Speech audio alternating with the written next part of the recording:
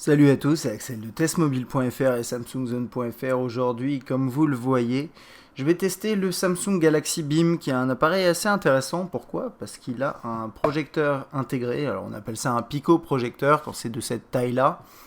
Et alors on va d'abord passer par les specs rapidement et puis comme d'habitude un déballage et ensuite on passe à l'appareil. Alors c'est un appareil qui coûte qui coûte nu 450 euros environ et qui est proposé à partir d'1 euro avec forfait en ce moment, par exemple chez SFR. C'est un appareil avec un écran 4 pouces, c'est du TFT, c'est pas du Super AMOLED, on a du 480 par 800 en termes de résolution.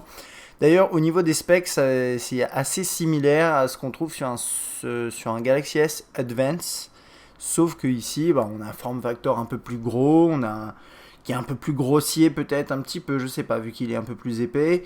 Et on a bien sûr ce vidéoprojecteur et du coup il est un peu plus cher, hein. 450 euros pour le Beam, ce sera plutôt 360 euros pour le S Advance. On a 8 Go de mémoire interne.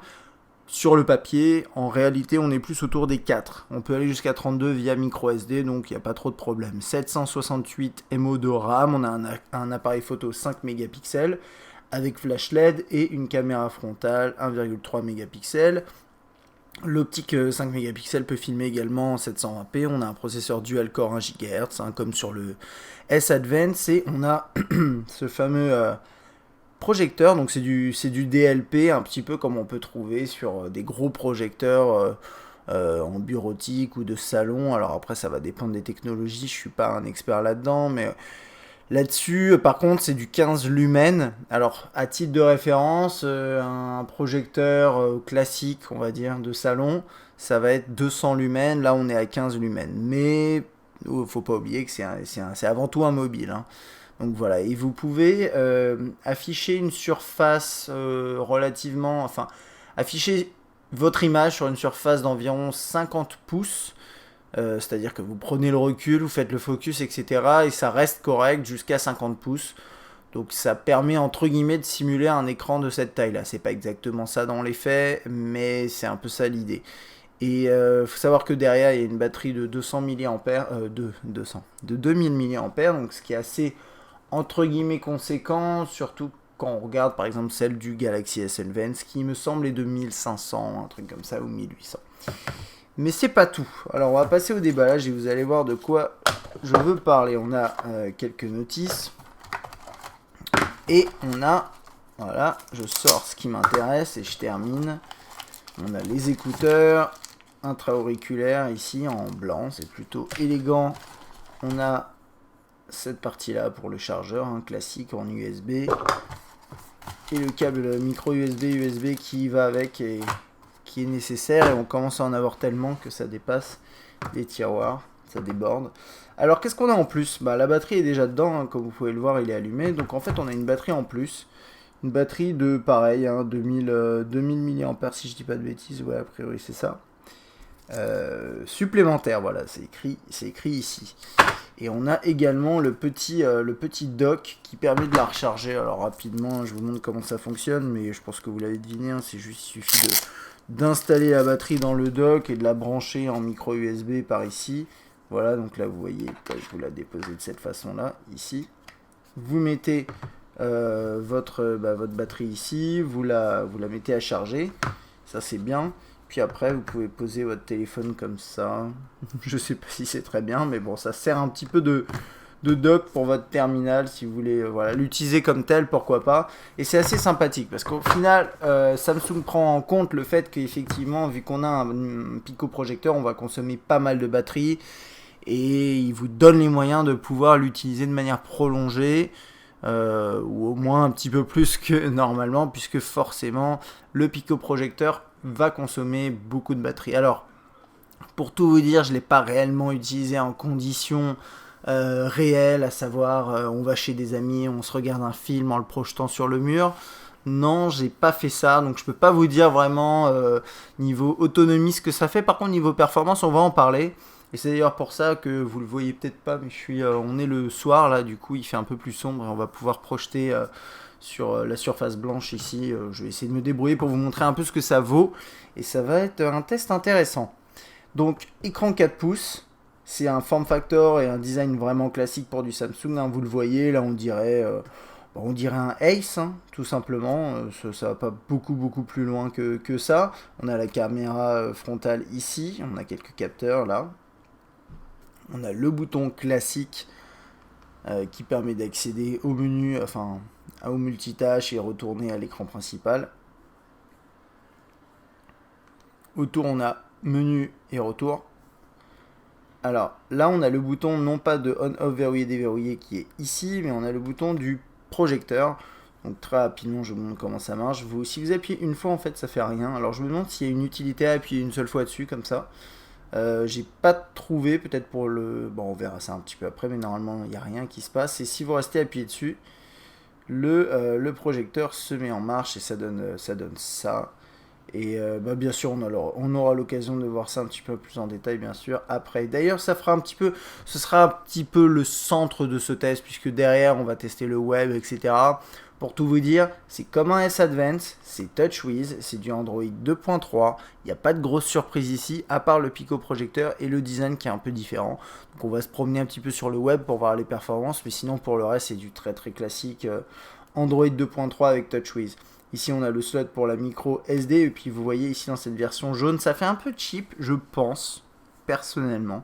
Ça fait original mais ça fait aussi mobile utile avec le projecteur, avec le jaune ici comme ça, la surface à l'arrière qui est en TouchWiz, en soft touch bien marqué. Je sais pas, j'aime bien mais je trouve qu'il fait pas très classe comme mobile. Mais bon ça c'est un avis... c'est aussi un petit peu subjectif. Alors on n'a pas de bouton dédié pour l'appareil photo, c'est peut-être un peu dommage, je ne sais pas.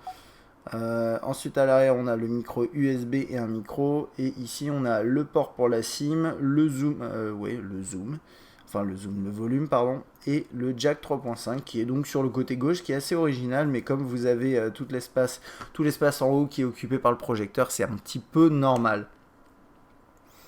Là on a l'optique, donc c'est pour rappel du 5 mégapixels avec flash LED, qui est nécessairement un peu plus basse dans la coque que sur les terminaux entre guillemets plus classiques, puisqu'on a tout cet espace que vous voyez là qui fait une petite bosse qui est occupée vraiment par le projecteur. Je pense que ça prend une bonne partie de la zone haute. Et finalement, alors là le haut-parleur, et finalement ça fait que c'est un terminal qui est assez épais, hein. Si je l'ai sous les yeux, c'est 12,5 mm, et pour référence, le Galaxy S Advance fait 9,7. Je sais pas, on va prendre un Galaxy Nexus à côté pour vous montrer, voilà, ça donne ça. On voit bien qu'il est quand même plus épais, et en termes de taille, ça donne ça. Voilà, ça c'est du 4 pouces, hein, c'est pas très grand. Mais c'est largement suffisant pour ce qu'on va en faire, je pense. Ok. Si on passait à l'interface, alors c'est du Android 2.3, c'est du Gingerbread, du grand classique, hein, vraiment. On commence à limite en avoir marre de tester toujours les mêmes choses, mais c'est un petit peu ça, hein, c'est 2.3.6 ici, et il n'y a pas de mise à jour disponible. Je ne sais pas s'il passera sous ICS, a priori oui, je ne vois pas pourquoi. J'ai pas les listes sous les yeux, ça se trouve on a déjà même publié l'info. Mais dans tous les cas, là on va le tester sous Gingerbread, et puis même s'il passe sous ICS, on espère que potentiellement il y aura des nouvelles fonctionnalités relatives au projecteur. Samsung a l'habitude de nous proposer des petites fonctionnalités en plus quand on a un appareil un peu particulier, comme par exemple avec le Note et la Premium Suite. Ça peut être intéressant. Alors, qu'est-ce que c'est? Donc c'est du Android 2.3 avec les pages d'accueil personnalisables, les widgets. C'est exactement ce qu'on trouve sur le S2 quand il est sorti et qu'il était sous Gingerbread. On a le petit tiroir des notifications avec les différentes options là-haut. On peut déposer un widget. Alors attendez, je vais faire ajouter. Widget, j'ai laissé les sons, c'est assez insupportable.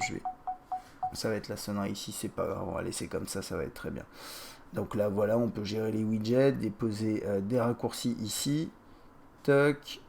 Je vais refaire ajouter, j'avais mis widget. Ouais voilà, on a les widgets ici, pardon. Donc je sais pas, économie d'énergie. Donc là il va pas vouloir le mettre, il va falloir que je crée une nouvelle page. Toc, voilà, ça marche comme ça. Je pense que vous connaissez hein, quand même celle-là. Ça marche très bien, hein, ça marche très bien. Et c'est vrai qu'aujourd'hui, il y a une très grande quantité de smartphones Samsung sous Gingerbread avec cette version de TouchWiz. On en a vraiment pas mal. Et on commence à en avoir peut-être même trop, mais il y en a pour tous les goûts, c'est ça qui est aussi sympathique.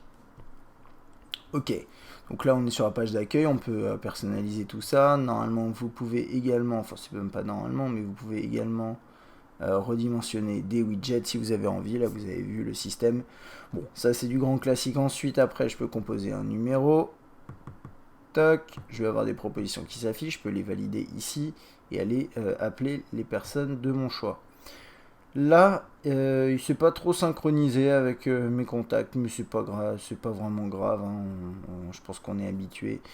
Enfin, on connaît ça. Je vais peut-être essayer de voir si la synchronisation au niveau des comptes a été effectuée. Toc, qu'est-ce qu'il me dit? Il me dit Google, c'est synchronisé. Bon, bah écoute, Coco, apparemment, t'es pas tant synchronisé que ça, mais c'est pas grave. Là, j'ai que deux contacts.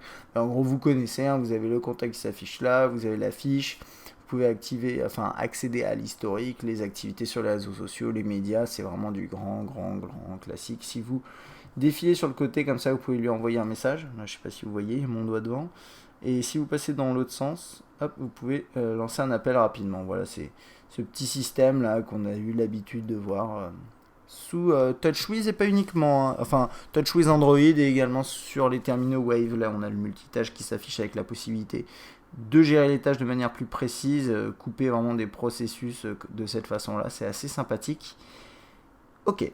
Donc ça c'est pour tout ce qui est téléphone, contact, ça marche très bien, c'est complètement fonctionnel. On a les messages de cette façon-là.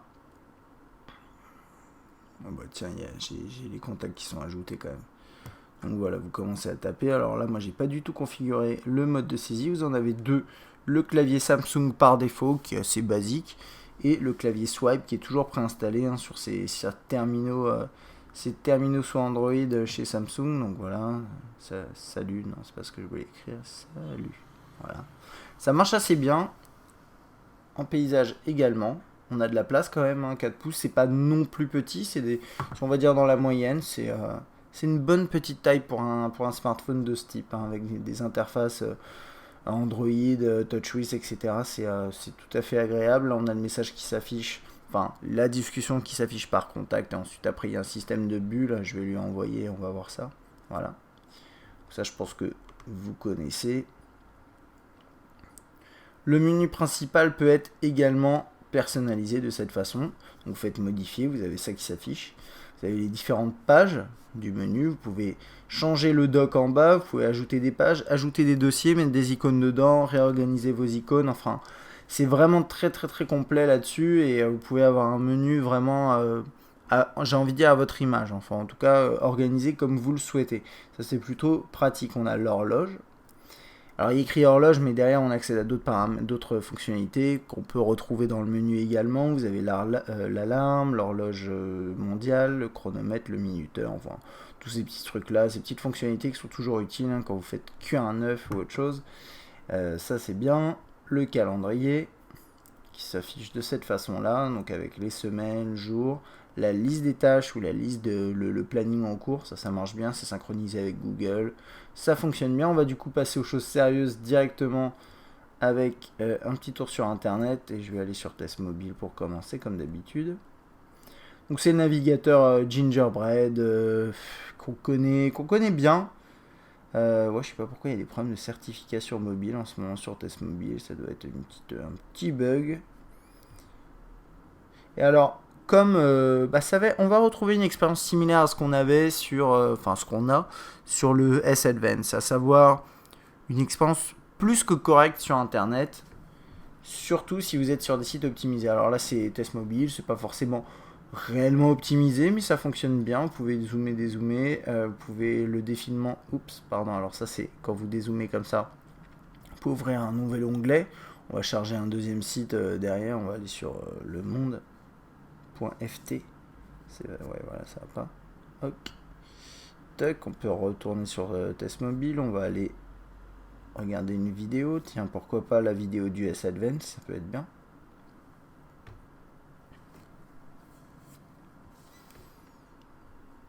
Toc, je peux lancer. Donc là,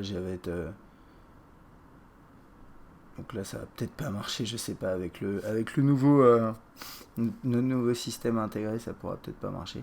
Mais en tout cas, pour la lecture de vidéos YouTube, ce genre de choses, ça marche très bien, il n'y a pas de souci.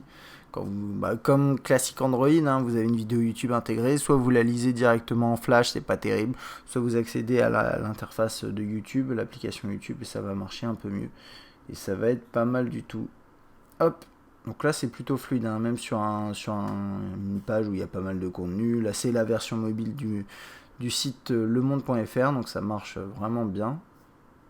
On va essayer de le mettre un petit peu plus au défi avec une page un peu plus lourde. Et puis là vous voyez il y a beaucoup de contenu et ça se passe très bien. Le site a même pas terminé de charger, je peux déjà défiler tranquillement. Franchement c'est vraiment... Enfin il n'y a pas grand chose à dire. C'est pas au même niveau de fluidité qu'un S3 par exemple, et on peut pas attendre la même chose d'un terminal de ce prix, mais quand même pour ce type de gamme là, pour moi c'est du moyenne gamme. Enfin c'est 450 euros, c'est quand même pas rien. Et en fait le fait qu'il y ait le projecteur, ça peut le projet, ça le projette, ça le met un petit peu dans le haut de gamme quand même, malgré le fait qu'il offre des performances plutôt moyenne gamme, un petit peu comme un S Advance, mais qui offre, tous les deux offrent des très très bonnes performances, que ce soit sur le web, que ce soit dans l'interface, etc. C'est de très très bons smartphones. Et celui-là, sa petite particularité, c'est le projecteur, et c'est ce qui fait que le prix, bien sûr, est un peu plus conséquent, mais c'est un petit peu évident. Je vais ouvrir un article. Voilà, donc là je suis en Wi-Fi. Je sais pas ce que c'est. Bon, voilà, j'ai le texte qui s'affiche. Alors, il y a un truc à savoir. Toc, si vous voulez. Voilà, ça l'a fait tout seul, je crois. Là aussi, il y a des problèmes de certificat. Je sais pas ce qui se passe. Donc voilà, j'ai le texte qui s'est redimensionné. Ouais, voilà. Donc ça, c'est pour ça. Et ensuite, bon, si vous voulez changer la luminosité dans le navigateur, ça se passe par ici. C'est un peu particulier chez Samsung. Ils proposent un système intégré de cette façon, pourquoi pas. Et ensuite, dans les paramètres, vous pouvez régler différentes options, comme adapter automatiquement le texte de la page web à la taille de l'écran ou au zoom. En tout cas, c'est ce qui s'est passé ici et ça marche plutôt bien. Et ensuite, on peut faire des copier-coller de cette façon. Enfin, voilà quoi. C'est le truc complet. Ça marche bien. Sincèrement, pour naviguer sur le web en 4 pouces comme ça, c'est très bien.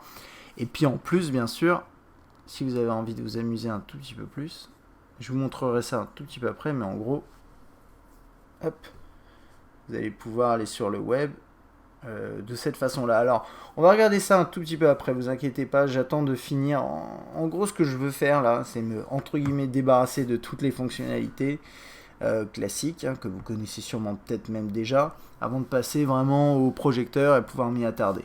Donc on a Maps, tout ce qui est email, c'est le client classique email, j'ai même pas configuré, c'est pas très intéressant. On a celui-là également, c'est celui de Gingerbread que j'aime de moins en moins, mais qui fonctionne quand même bien. Et on a celui classique qui permet de configurer n'importe quel fournisseur d'email.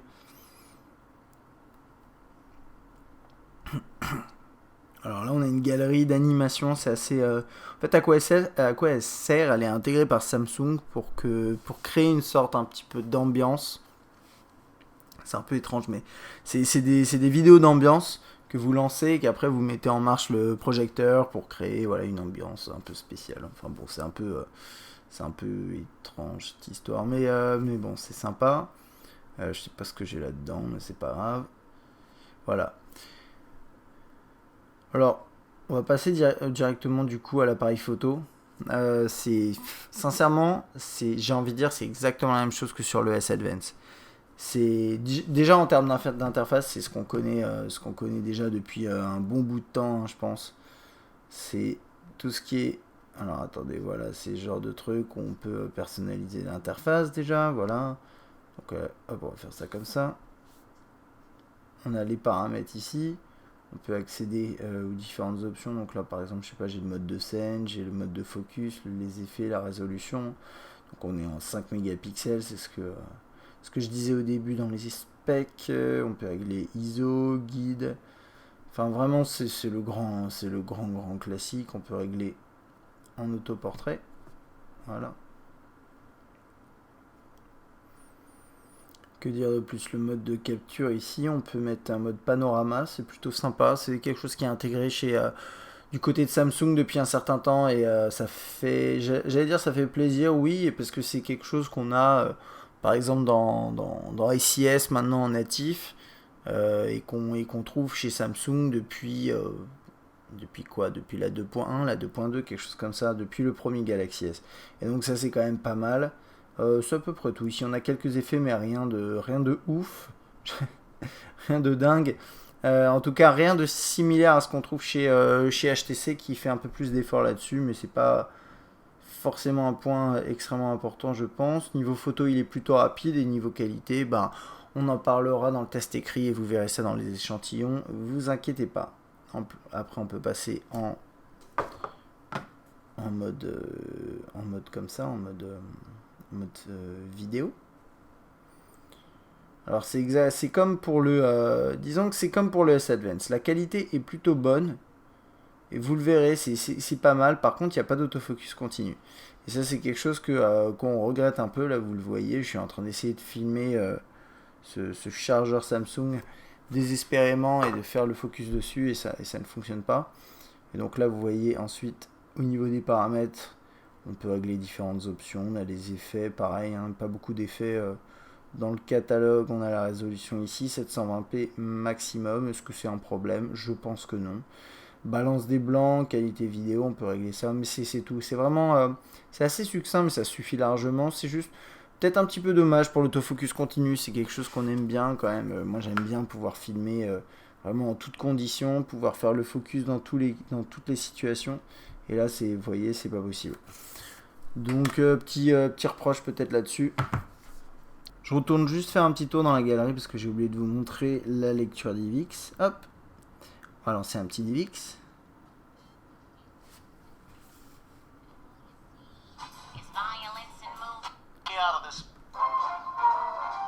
Ça marche bien.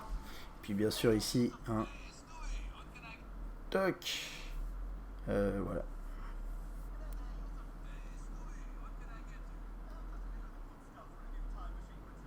Voilà, là c'est pas en fait la raison pour laquelle c'est flou, c'est parce que j'ai absolument pas encore configuré le truc et vous inquiétez pas, on le fera quand on regardera vraiment en détail le projecteur. Je vous montrerai tout ça et quelques petits paramètres bien sympathiques qui permettent en fait de vraiment voir bien l'image, vous inquiétez pas, hein, c'est fait pour le Play Store. Social Hub qui agrège tous vos réseaux sociaux, le grand classique, le Music Hub qui est une plateforme qui permet de télécharger légalement, d'acheter de la musique, Mes Fichiers qui est un explorateur de fichiers, ça toute la liste des vidéos sur votre appareil, AllShare c'est pour le DLNA, gestionnaire de tâches, bon voilà c'est bien. Moi ce que j'aime bien quand même avec Samsung et TouchWiz c'est que ils intègrent quelques petites fonctionnalités de base qu'on a tendance un peu à voir disparaître petit à petit, et ce qui est totalement énervant et qu'on est obligé de télécharger du coup sur le market, enfin sur le Play Store pardon. Donc là c'est pas mal. On a tout ce qui est commande vocale, mémo vocale, système de recherche également, l'éditeur photo, le mini journal que j'ai jamais utilisé, que j'utiliserai jamais et que personne n'utilise jamais je pense, qui permet de stocker des infos au jour le jour sur vous. Enfin, c'est un peu étrange cette histoire. La calculatrice, Samsung Apps, etc., etc. Memo, qui est un système de prise de notes. Polaris Office, qui est préinstallé, qui permet d'ouvrir des fichiers Office. Chat On, qui est une application qui ressemble un peu à WhatsApp, mais propriétaire Samsung, qui marche assez bien, mais qui est quand même sous l'aile de Samsung, et du coup je sais pas s'il y a grand monde qui s'en sert. J'ai un peu du mal à identifier le succès ou non de cette application Game Hub qui regroupe différents jeux. Il vous propose des jeux à la fois sociaux et à la fois un petit peu plus complexes. Quand je dis sociaux, c'est vraiment les jeux basiques de type Farmville, etc. Tous les jeux liés aux réseaux sociaux. Et après, il y a les jeux premium, et généralement les jeux premium, vous le voyez ici, c'est en partenariat avec EA, Glu et Gameloft. Donc c'est que des gros éditeurs là-dedans. Et ensuite, le lecteur audio, vraiment classique, hein, classique TouchWiz Android, voilà, avec les albums, les artistes, les dossiers, etc. On va regarder un petit peu la qualité du haut-parleur, et puis ensuite je crois qu'on va passer au projecteur, il serait temps.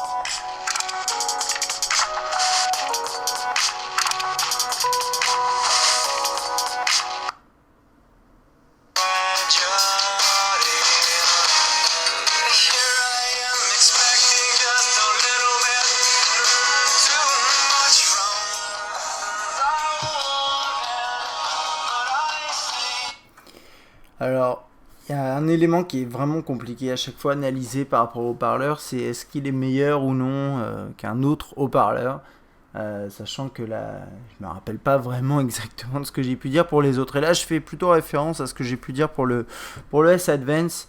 Et je me demande si celui du BIM est pas un peu meilleur, puisqu'il y a le projecteur et qu'ils sont peut-être dit, bon, si la personne a envie d'utiliser le haut-parleur de l'appareil pour regarder un film tout en le projetant, il faudrait qu'il soit meilleur, je ne sais pas.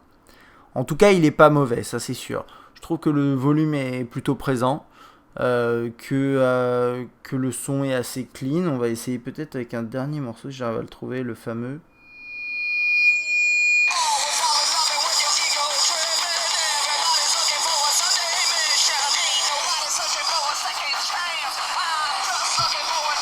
Disons que c'est pas le meilleur haut-parleur que j'ai eu l'occasion de tester, hein, ça c'est sûr.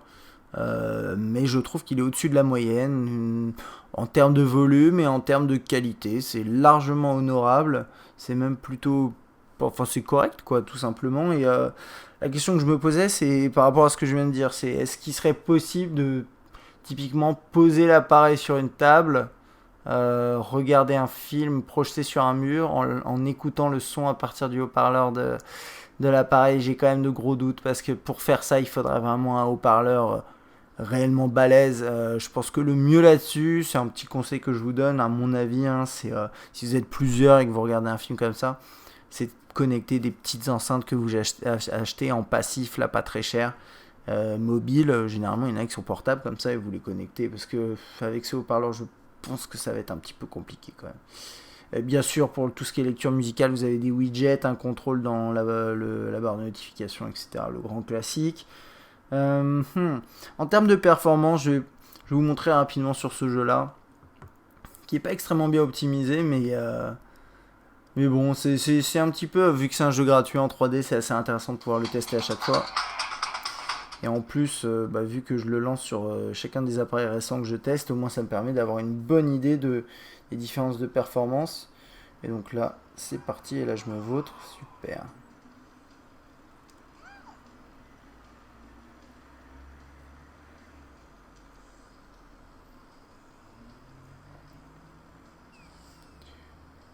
En tout cas, sur ce jeu, c'est pas trop mal. C'est vrai que c'est un jeu qui a tendance à être un peu lent. J'ai testé sur des jeux un petit peu plus légers, c'est pas mal. J'ai testé aussi sur. Je dois l'avoir installé d'ailleurs, hein, c'est Dead Trigger. On va regarder aussi rapidement, c'est pas mal du tout. Et d'ailleurs, par rapport à ça, il y a vraiment, a priori, aucune différence avec le Galaxy S Advance. On a les mêmes specs. Et d'ailleurs, je vais juste vérifier un truc, c'est sur la RAM. Je me rappelle plus exactement de la RAM sur le Galaxy S Advance. Donc, on avait bien sûr un dual core 1 GHz. Et au niveau de la RAM, si je retrouve, je le trouve pas, c'est 768. Si, c'est pas.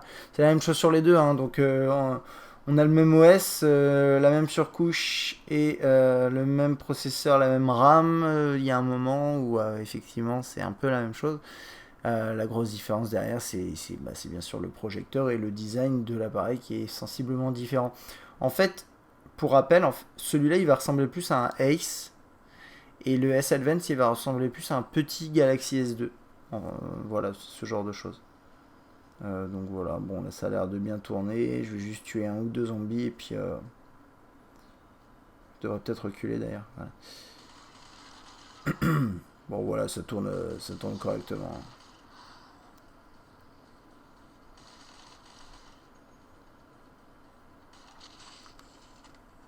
Ok. Et maintenant on va passer à la partie la plus intéressante. En tout cas pour moi, hein, parce qu'à force de tester toujours les mêmes trucs, je suis content quand je tombe sur un appareil un petit peu différent. C'est le projecteur. Alors le projecteur, plusieurs choses. Donc la première chose, c'est que il se lance en appuyant de manière prolongée ici. Vous pouvez également utiliser le petit truc là, DLP projecteur ici, qui est également sur la page d'accueil, mais ça c'est à vous de décider où vous avez envie de le mettre. Alors on reste appuyé dessus. Et il se lance. Voilà. Donc ça donne ça. Vous avez quelques options qui s'affichent directement, et si j'éteins l'écran, ça va pas être facile de voir. Voilà. Donc qu'est-ce qu'on a? Là-dessus, il y a écrit ajuster l'objectif, avec un petit slider que vous voyez ici, et pivoter et quick pad. Alors ajuster l'objectif, je vais vous montrer ce que c'est tout simplement. Là, vous prenez la distance que vous désirez. Ça va être peut-être compliqué de le faire ici. Et vous ajustez. Alors vous voyez peut-être mal à la caméra, mais ça fait le focus tout simplement. Donc là, je suis un peu près. Ce qu'il faudrait idéalement, c'est se mettre à cette hauteur-là. Et là, vous voyez, j'ai mon interface. Je peux la manipuler comme je veux à peu près.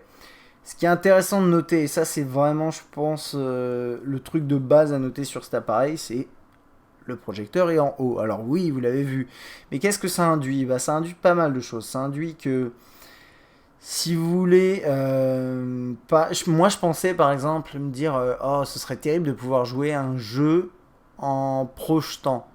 Mais le problème, c'est qu'il y a beaucoup de jeux qui se jouent en paysage, et quand vous mettez en paysage comme ça, le projecteur il se retrouve là, il se retrouve ici. Alors vous n'avez pas projeté sur le côté pour pouvoir jouer, c'est complètement galère. Ce qui aurait été rigolo, ça aurait été d'avoir un deuxième là-haut, ou bien un truc pivotant, je sais pas. Mais imaginez juste, voilà, jouer à Dead Trigger comme ça, les doigts sur l'écran, et avec un projecteur là vers le mur, ce serait génial. Là, c'est vraiment optimisé pour, par exemple, diffuser un film, des photos, un PowerPoint, montrer comment utiliser l'interface à quelqu'un, des choses comme ça.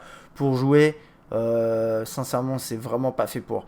J'ai essayé, par exemple, Doodle Jump, qui est en mode portrait, mais quand vous inclinez le téléphone, forcément, il y a l'image qui s'incline. Enfin, c'est vraiment pas fait pour, quoi. Donc ça, c'était la première chose. Ensuite, il y a l'option pivoter. Donc là, par exemple, je suis comme ça. Je vais essayer d'appuyer sur pivoter. Vous faites pivoter l'image manuellement sans avoir à utiliser l'accéléromètre. Donc ça donne ça. Et ensuite, après, l'option Quick Pad. Alors ça, c'est assez sympa et vous le verrez un peu après. Vous appuyez dessus. Et en fait, sur l'écran qui est en cours d'affichage pendant que vous appuyez sur le bouton, va s'afficher. En fait, il va se bloquer et vous allez avoir des options qui vont vous permettre soit de faire défiler une sorte de curseur. Alors vous voyez peut-être mal, je suis désolé, c'est pas facile de filmer ce genre de truc. Soit un crayon. Donc ça c'est plutôt sympa. Vous pouvez dessiner par exemple sur un site internet pour montrer quelque chose. C'est assez. Moi je trouve que c'est une idée plutôt maligne. Et ensuite vous avez la gomme et les couleurs, etc. Vous appuyez sur précédent pour quitter ce truc. Donc ça c'est toutes les options qui sont disponibles quand vous faites un appui prolongé. C'est des options on va dire en accès rapide. Et ensuite on va passer aux options un peu avancées. Et pour cela je vais éteindre la lumière pour qu'on voit peut-être un petit peu mieux, en tout cas pour vous. Voilà, on est complètement dans le noir, j'appuie sur projecteur. Et qu'est-ce que j'ai? J'ai objectif et rotation, quick pad. Ça je crois c'est présentateur visuel. Ah vous allez voir ça après, c'est assez sympa, sauf que si on voit rien, ça va pas être drôle. Mais bon, attendez, j'ai éteint juste le projecteur qui était en marche. Alors, objectif et rotation, moi c'est ce qu'on a déjà vu, c'est ajuster l'objectif et ajouter la rotation, tout simplement, le pivot. Quick Pad, c'est ce dont je vous ai parlé tout à l'heure. C'est le système avec tout ce qui est crayon, etc., etc. Donc là, vous le voyez ici. On peut gérer les couleurs, l'épaisseur du trait, etc. Ensuite, ça, alors ça c'est assez sympa. C'est présentation visuelle. Le problème, c'est que c'est assez compliqué à manipuler. Alors je vais allumer juste une toute petite lumière histoire de vous montrer. C'est un peu galère, la caméra elle gère pas trop. Mais l'idée c'est quoi? Il va utiliser la caméra ici et diffuser ce qu'il voit dans la caméra. Alors à quoi ça sert? Ça sert si vous êtes en réunion, vous avez un document sous les yeux, vous mettez le beam au-dessus et vous diffusez ce que vous voyez sous les yeux sur le mur. Et ça sert vraiment à ça. Et ça va être extrêmement compliqué de vous montrer ça à la caméra. Donc je vais pas vous le montrer a priori. Ou à part si je fais comme ça. Alors qu'est-ce que j'ai là? Moi j'ai par exemple l'écran de mon ordinateur. Voilà, vous voyez ça? Ça marche comme ça. Et, bon, c'est un peu... c'est pas évident de vous montrer comment ça marche. Donc ensuite on a le mode ambiance dont je vous parlais un petit peu avant. Donc on peut déterminer une animation ou une galerie de fond d'écran, images, vidéo, panorama, mettre une musique de fond, déterminer une durée et un volume. Et donc par exemple ça va donner ça.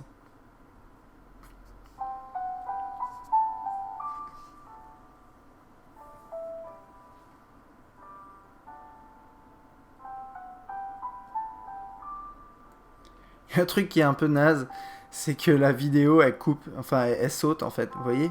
Hop. Pour un truc un peu romantique, c'est un peu l'échec, mais bon, c'est un peu kitsch aussi. Mais c'est bon, c'est ça l'idée, c'est amusant. Ce que je trouve un peu étrange, c'est le fait de pas... Ah voilà, je croyais qu'on pouvait pas choisir les... Ah, attendez, on va le refaire avec une autre. Regardez, ça va être bien ça. Oh, pardon. Oh, c'est joli. Ah, ça coupe aussi. Je sais pas trop pourquoi ils ont fait ça, c'est assez bizarre. En fait, l'animation qui tourne en boucle et qui marche pas très bien. Donc bon, ça c'est un peu kitsch, hein, un peu kitschoun, mais c'est sympa.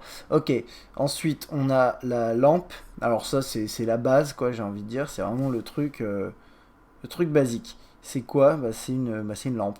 Et en fait, il utilise tout simplement là. Waouh. Il fait un gros carré blanc, ça fait une grosse lampe. Et ça, c'est plutôt sympa parce que c'est un peu la base. Et à la fois, bah, ils auraient pu ne pas l'intégrer. Et ce qui est sympa, c'est qu'aussi vous avez des couleurs différentes. Donc là, je peux mettre une lampe en rouge, une lampe en bleu, pardon, en vert jaune, et une lampe en bleu. Voilà. Et puis après, je peux la faire clignoter.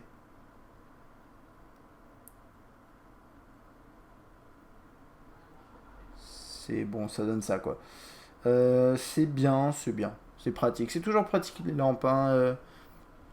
Faut pas sous-estimer le pouvoir de la lampe. Ensuite, vous avez un truc qui s'appelle briefing. Alors ça, c'est assez sympa. C'est un peu à rien aussi, mais c'est pas mal. Alors vous voyez l'heure qu'il est. Il est 7h56. Bien sûr, c'est pas à l'heure. Donc 7h, je vais le mettre à 57 et je vais faire ça vite. Voilà. Donc là, vous avez cet écran là qui s'affiche. La sonnerie qui se met en marche. Et là, vous voyez, j'ai des news qui s'affichent. Il me dit la météo, l'heure, le jour, les actus. Et en fait, ça s'affiche comme ça. Alors, à quoi ça sert? Moi, je pense qu'ils imaginent que vous allez, par exemple, mettre votre téléphone sur la table. C'est le matin, vous avez encore la tête dans les nuages, on va dire.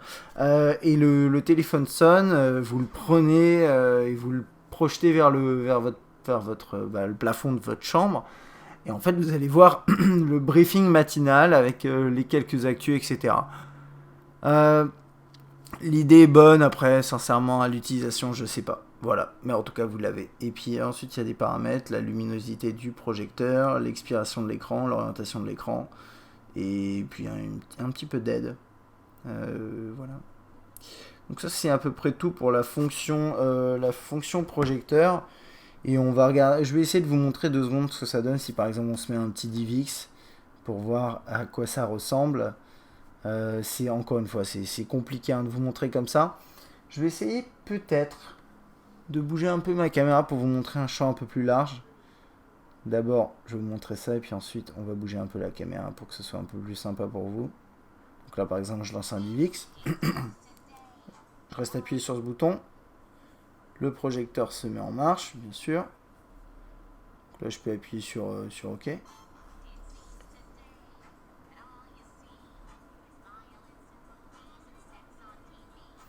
Donc là, vous voyez, c'est cette taille-là, quoi. Il y a une dizaine de centimètres à peu près, un truc comme ça, en tout cas en hauteur, quoi.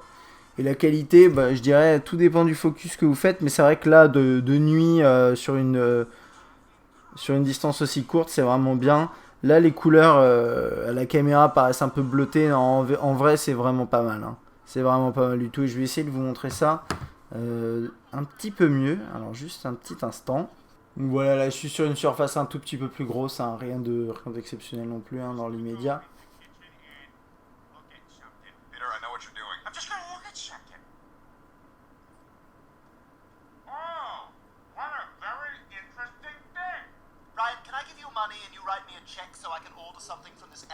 Donc voilà, ça marche bien. Ça, franchement, ça marche vraiment bien.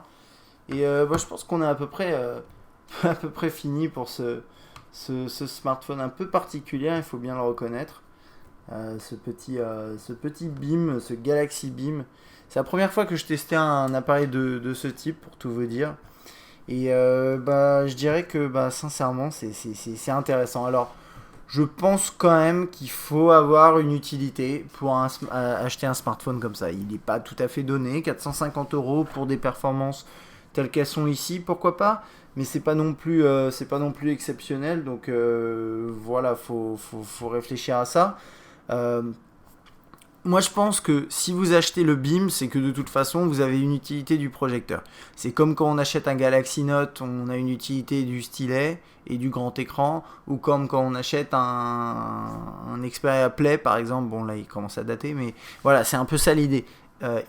Pour moi, il est complètement ridicule. Il serait ridicule et un peu absurde d'acheter cet appareil si vous avez vraiment aucune utilité du projecteur. Donc, avant de réfléchir à acheter cet appareil, dites-vous qu'est-ce que je pourrais bien faire avec ce foutu projecteur?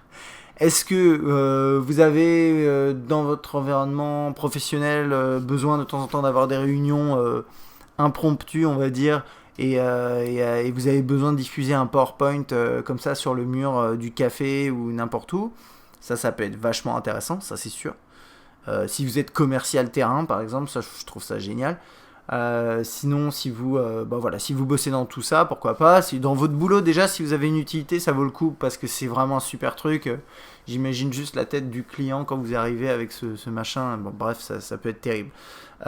Si vous n'avez pas d'utilité dans votre boulot, que vous êtes étudiant, que vous êtes encore plus jeune que ça, vous êtes au chômage, ça peut être utile aussi pour regarder des DivX, des films, on va dire, des vidéos sur internet, tranquillement assis dans votre salon en conditions correctes. Alors, c'est-à-dire qu'il faut quand même que la lumière soit assez basse et il faut avoir un mur bien blanc de préférence, ou pas forcément, mais c'est quand même mieux. C'est vrai que 15 lumens, c'est pas exceptionnel. C'est-à-dire que de jour, vous allez pas voir grand-chose et ça va être un petit peu médiocre. Donc, si vous voulez montrer vos photos à vos amis, à votre famille, il va falloir éteindre les lumières et puis ouvrir grand ses mirettes, quoi. Mais ça va être quand même pas mal. Donc voilà, avant tout, dites-vous, est-ce que j'ai une utilité du projecteur? Si oui, vraiment, hein, pas juste gadget, parce que au final, regardez quand même la taille du truc, quoi. Ça prend une sacrée taille. Donc l'appareil est bien plus gros qu'un S Advance, et à côté de ça, c'est le prix, quoi. C'est ce que je vous ai dit au niveau de la différence de prix. C'est à prendre en compte, mais vraiment, c'est important. Et ensuite, si vous avez déterminé que vous avez une utilité au projecteur, eh ben, imaginez tout simplement que c'est une sorte de S Advance avec Pico projecteur, hein, tout simplement. Et le S Advance, c'est un appareil tout à fait décent en termes de performance. On a une bonne surcouche. Alors oui, c'est du gingerbread, mais bon, je trouve qu'aujourd'hui ça tourne très très bien. J'ai pas beaucoup de reproches à lui faire. Je dirais son prix, mais bon, ça c'est dû au projecteur. Je dirais peut-être d'un point de vue performance pour le prix, mais encore une fois, il y a le projecteur, donc c'est en fonction de vos besoins aussi, quoi. Si vous avez une grosse utilité d'un projecteur sur un mobile, bah c'est le mobile qu'il vous faut. Il n'y a même pas de débat là-dessus, parce que derrière, les fonctionnalités liées au smartphone Android sont bonnes. La navigation sur le web, c'est fluide. Tout ce qui est musique, lecteur vidéo, etc., ça marche très très bien. Le haut-parleur est plus que correct. Il va faire tourner pas mal de jeux. C'est pas une bête de course comme un S3, c'est sûr, ou comme le Note 2, ou même le Note. Mais on a quand même de bonnes performances sur la plupart des jeux, et vous allez quand même pouvoir vous amuser. Alors, il y a juste un truc que je voulais vous rappeler. Pour l'utilité du projecteur, imaginez pas que vous allez jouer à des jeux en projetant. À part si c'est des jeux en portrait et qui n'utilisent pas l'accéléromètre. Et je connais assez peu de jeux en 3D par exemple qui sont en mode portrait. Si vous en trouvez, tant mieux, mais moi j'en connais pas. Et ça, c'est à prendre en compte. C'est-à-dire, vous dites pas, je vais pouvoir jouer, projeter sur mon mur, ça va être trop bien, ça va faire une console de salon. Non, c'est pas fait pour ça, c'est pas fait pour jouer, clairement. C'est fait pour diffuser des PowerPoint, regarder des films, explorer le web aussi, j'en ai pas parlé, mais explorer le web sur le mur de votre salon, c'est assez amusant. Montrer un site web, montrer des photos à des amis, etc. etc. C'est vraiment ça le truc. Et bon, bah, je vous l'avais pas caché, hein, c'est vrai que j'ai pas mal axé ce test, finalement, et même cette conclusion sur le Pico projecteur, mais pour moi, c'est vraiment le point central de cet appareil. Derrière, il est très bon, c'est ce que je disais, et puis on a ce Pico projecteur. Encore une fois, posez-vous la question, est-ce que j'ai une utilité ou non d'un Pico projecteur sur mon mobile? Si oui, et réellement, vous mentez pas, allez-y, vous pouvez foncer, c'est un bon appareil. Voilà. Donc je pense que j'ai terminé mon petit test du Galaxy Beam. J'espère que cette vidéo vous a plu, comme d'habitude. Si vous avez des questions, n'hésitez pas à les poser sur YouTube, sur Test Mobile ou sur Samsung Zone. A bientôt.